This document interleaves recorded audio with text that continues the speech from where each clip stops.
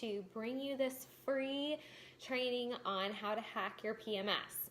So I want to introduce myself to you today, and I also want to give you a little bit of my history so you know why I'm so passionate about this. My name is Kylene Terhune, and for some of you who have been here for a while, you already know this part and you can fast forward a couple minutes, but we have a lot of new people in this group and I'm so excited to have you, so welcome. But I also want to introduce myself so you know who I am and what I'm talking about. So my name is Kylene Terhune. I am a certified personal trainer, but I'm also a functional diagnostic nutrition practitioner. A lot of people wonder what that means, and when they hear nutrition in the title, they think that I am a nutritionist, and that is not true. What I am is I am a health detective. So people hire me to figure out and help them discover the underlying causes of chronic conditions that they have experienced. So whether that be chronic fatigue or hypothalamus pituitary adrenal axis dysregulation, more commonly known as adrenal fatigue, whether that be gut issues and gut dysbiosis, pathogens, parasites, bacteria, bloating out, what we're talking about today, extreme PMS, things like that. I'm getting certified to be an autoimmune protocol coach as well, so people with autoimmunity can have a place to go to learn exactly how to eat and how to change their lifestyle. So how I work with my clients is I run functional labs. So this allows us to blend the best of the medical world with the holistic world. So we test, don't guess, and that way we are able to find out exactly what's going on in your body. And we look at the hormone system, the digestion system, the detoxification systems of your body, all these different things. So in my mind, when I work with someone, it's nice to know if you have had a previous diagnosis, but it's not necessary for me to know any diagnosis at all, because I'm never going to diagnose you with anything. All I'm going to do is look at how the body works and see where there are healing opportunities.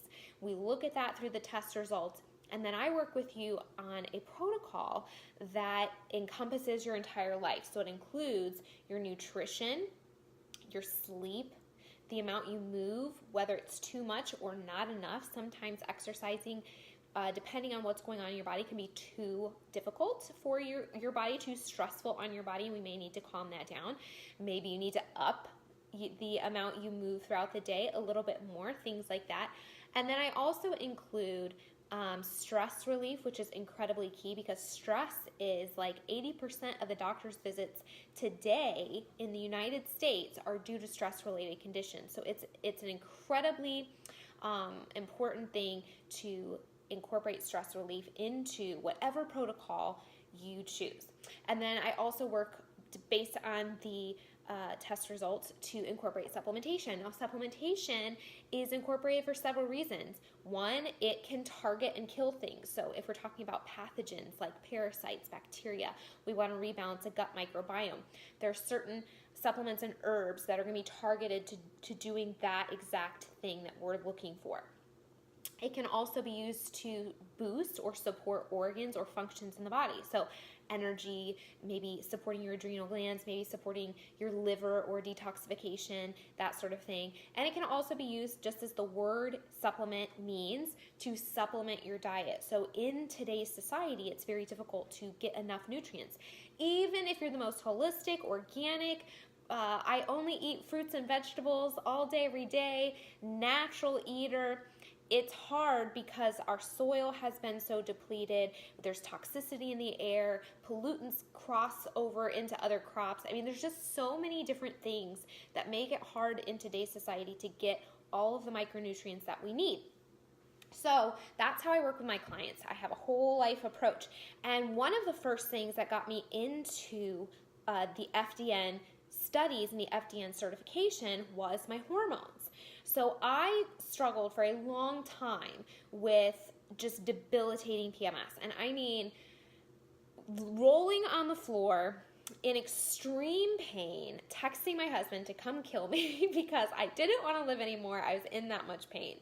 And if you've never experienced that, I don't really think you can understand what I'm talking about. But for most of you who have expressed interest in this training, I'm sure that you've experienced that at least one time. And it is just the absolute worst. And you think, why is this happening to my body? Well, to answer that question and to dig a little deeper during this training, I want to start out with, what the heck is your cycle? Because, I mean, to be honest, I didn't really know for the longest time. I sort of knew that it had to do with fertility, and I knew that it happened once a month, and I knew that, you know, I needed to have a period every month or that was bad, but I didn't really know like the ins and the outs of it. So don't worry, I'm not going to get super sciencey here, but I am going to just quickly explain what your cycle is. So your cycle starts the day you start bleeding. That's day number 1. And between about day number 1 to day number 19 to 21, or 18-ish, is your follicular phase. So this is the part of your cycle, the first 2 weeks of your cycle, where your estrogen and progesterone are on the rise, okay? And this is also the time of your cycle where your follicle is developing so that it can then release the egg during the ovulation phase. So the first 2 weeks, your hormones start at a pretty depleted state, and then they begin to rise relatively simultaneously. But your estrogen is dominant in this first phase, okay? And your progesterone kind of stays as the supporting character. And then you have the ovulation phase. The egg is released, and this is typically between days 19 to 21.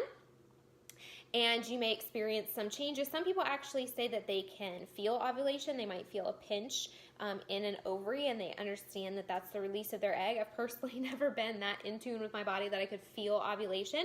But you may also experience some bodily discharge that indicates that your body is ovulating as well.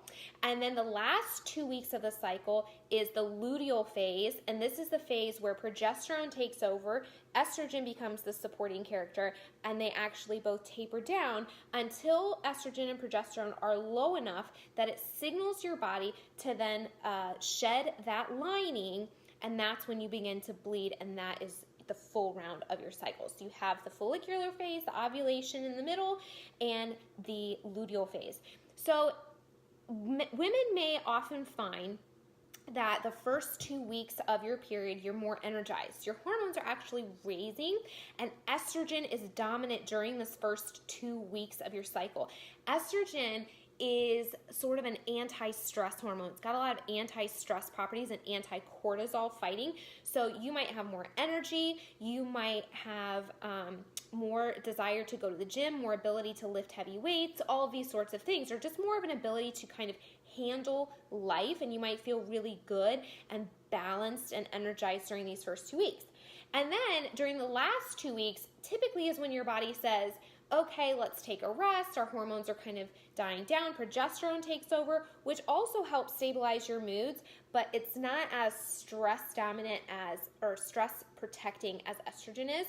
So progesterone is really important, but during that second 2 weeks, typically your body's telling you to slow down a little bit. Maybe you should do some yoga that week. Maybe you should just do some extra stress relieving techniques. And then of course we have your actual blood releasing for 3 to 5 days, and that period is typically, depends on the woman. Sometimes you feel more depleted, sometimes you feel more energized. It kind of depends on the level of your hormones and where you are. But this is the period of time where we hit all of those problems, right? It's usually the week before before you bleed that you start feeling breast tenderness and mood swings and headaches. And then when you start to bleed, maybe that first 24-hour period is when you hit those cramps really hard, and that's where all the pain comes in. So now that you sort of know the general overview of what's going on in your body, you might sort of start to piece together what hormones do what.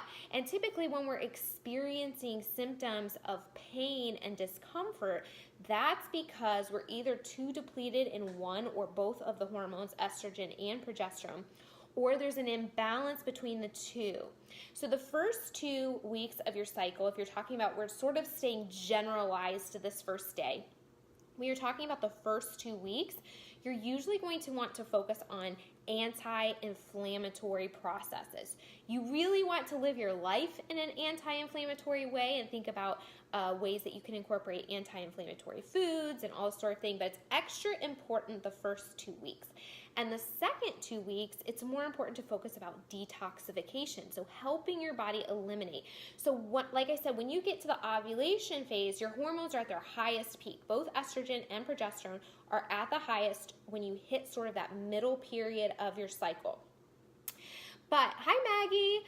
But so then your liver gets an extra burden because of this. So its job is to detoxify your whole body. So it's working on detoxifying the food that you eat. So whether you have been eating things that have a lot of pesticides, or maybe you have some food sensitivities, or whatever there, and then maybe you are drinking caffeine and it has to process out the extra caffeine, and then your hormones are really high and your liver works on detoxifying and eliminating any excess that it doesn't need. So it's just got a lot to do during that period of your cycle, during that phase of your cycle.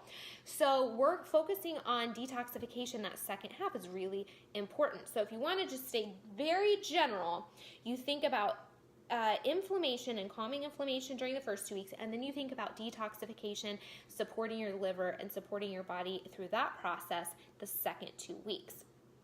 Okay, so I'm going to give you a few generalized tips today. So what I want to do is talk about nutrition today and how incredibly important it is to your cycle. You can take all the supplements in the world.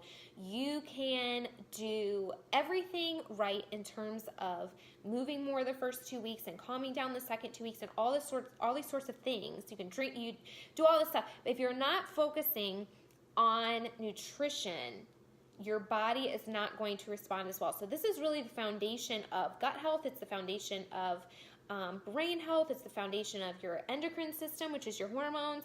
So it's really critical. And when we're talking about inflammation, food plays an extremely critical part in either causing inflammation in the body or calming inflammation in the body. So today I wanted to give you a few tips. So I want to one note that I had here that I didn't mention was, with everything going on in your uterus, when your body begins to shed that lining, the last thing you want to do is stimulate muscle spasms and inflammation to increase the pain. So there's just an extra little motivator there when you're talking about calming inflammation.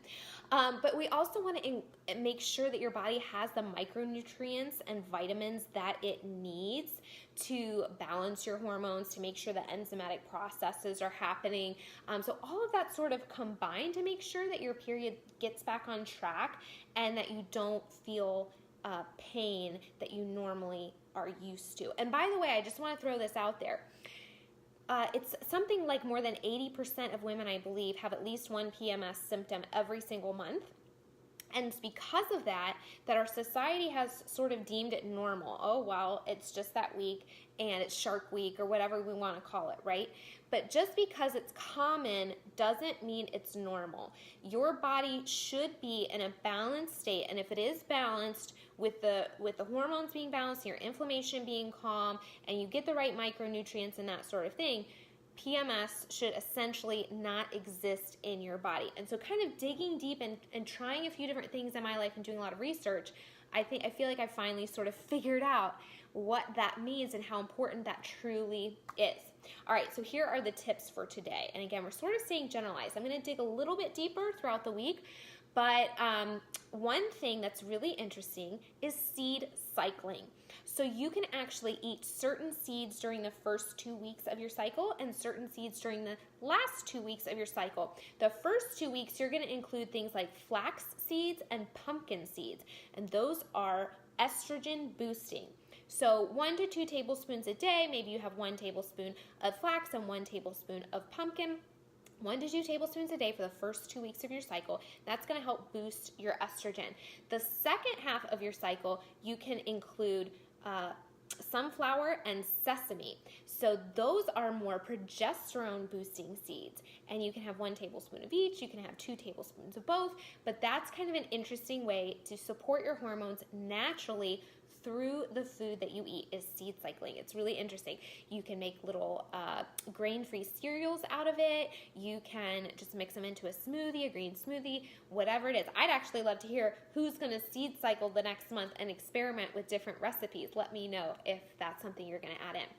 The second thing I want to encourage you to do is to prioritize your micronutrients. I just touched on this a second ago, but it's really important that you're getting all the vitamins and minerals that you need. And like I said, it's very difficult in a typical American diet. Well, in a typical American diet, it's extraordinarily difficult to get the micronutrients that you need. But in even a healthy organic diet, someone who's crunchy like me and tries their hardest, it's still hard. So one of the things that I like to encourage people to do is to get a minimum of 3 cups of vegetables in a day. So essentially, if you wanted to keep that easy and not think about it during snack times, that would be a cup at each meal. So it's kind of a little bit of a brain shift where you're eating green vegetables or different mixes of vegetables at breakfast even. Maybe it's even leftovers from dinner the night before. But I promise when you start getting into the habit of getting rid of the starchy, carby, sugary breakfast that we're used to in America with Pop-Tarts and pastries and cereals, and you start eating more protein and healthy fats and vegetables at breakfast, it's life-changing, okay? And this is just one way to help you incorporate enough micronutrients into your diet. So I encourage you to get a minimum of 3 cups a day. And I also encourage you, if possible, if you have the time to prep and to prepare for this maybe over the weekend, that each of those cups is different, or that each one is like a mixture so that you're getting as much variety as possible. So maybe one day it is a leek and cauliflower soup that you made, and so you have a cup of that at breakfast. And then maybe at lunch it's some peppers and onions and mushrooms with some rosemary that you sauteed up. And then maybe at dinner it's roasted broccoli with olive oil, salt, and pepper, something like that. So you get a cup of each at each meal. And if you want to get more than that, by all means. But for now, let's make it a minimum goal of 3 cups a day. The other thing I want you to focus on, and again, I'm going to get a little more specific throughout the week, but this is sort of a general guideline. I want you to avoid processed carbohydrates. So when we're talking about processed carbohydrates, specifically wheat products is one thing that I would encourage you to avoid 100% of the time. But processed carbohydrates in general, so we're talking about pastas and chips and cookies and, like I said, Pop-Tarts and pastries and cereals. These are all things that promote inflammation in your body. So what did we say we want to avoid at all costs during your period? Inflammation, particularly the first 2 weeks, but really your whole life you want to avoid inflammation. It's linked to every single disease, every single chronic disease, every single issue that you can have: diabetes, Alzheimer's, Parkinson's, skin diseases, gut diseases, anything out there that's a disease that you may be afraid of, that you may have a family history of. Somewhere down the line in the progression of disease is chronic inflammation. So that's something we really have to get under control. And processed carbohydrates are some things that are very, very common in our American diet that cause rampant inflammation. They're also known to, certain ones, particularly wheat, to cross the gut barrier. That if you weren't here for my gut health talk a few months ago, go back in the videos and you can learn all about gut health and what I'm talking about when I talk about the mucosal lining and why that's so important to stay intact. But certain foods are causing a break in that gut barrier, which is detrimental, because then toxins and food particles and things that your body doesn't want can get into your bloodstream. And what do you think happens? There mounts an immune response and inflammation. And if that happens daily, and if that happens chronically over a long period of time, you're going to get inflammation, you're going to get pain, you're going to get soreness, you're going to get all of these things because of that. So processed carbohydrates are something you absolutely want to eliminate out of your diet. So think about non-processed carbohydrates. So things like sweet potatoes, quinoa, organic white rice, any vegetable. Vegetables are carbohydrates, so are fruits. Fruits are great carbohydrates. So mixing and matching and blending and going to think whole foods in your mind when you're talking about carbohydrates, that's what we want to focus on to help your cycle be as smooth as possible. And then the last thing I want to talk about today, which is so basic, but it's something so many of us forget, and that is to get enough water. Okay, so even when we're talking about first cycle or first half of your cycle, second half of your cycle, it doesn't really matter. But, you want to make sure water helps digestion, it helps detoxification, it helps hydrate you.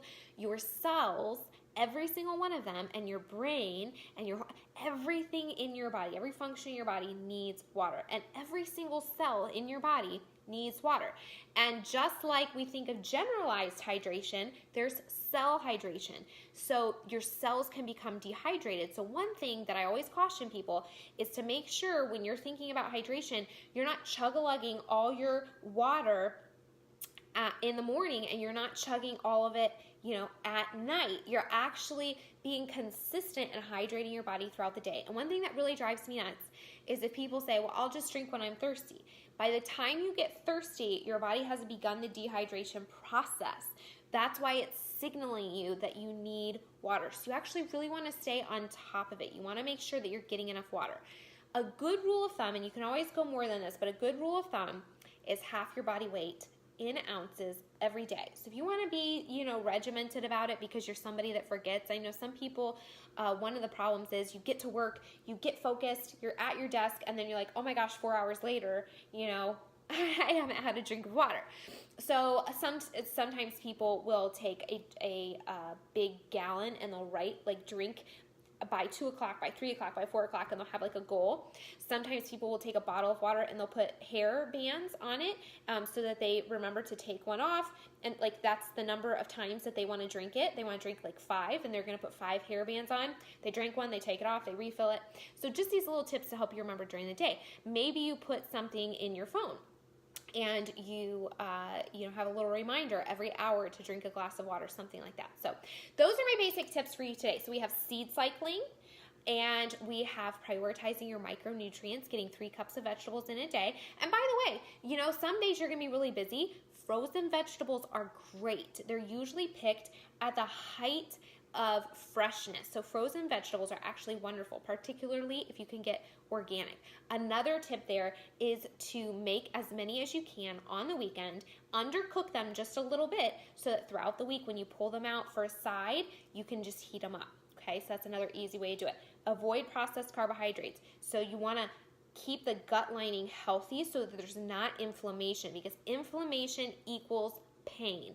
Inflammation equals pain. I'm going to say it one more time. Inflammation equals pain somewhere in your body. So when we're talking about your hormones, we don't want to disrupt your hormones with these foods, and we don't want to cause inflammation that's going to cause more pain during your cycle. And then finally, make sure you're flushing out your system and getting plenty of water and stay hydrated. Okay, guys, happy day 1. Let me know if you have any questions. Let me know who's going to incorporate these tips. And I'm really excited to dig a little deeper this week with you. Bye.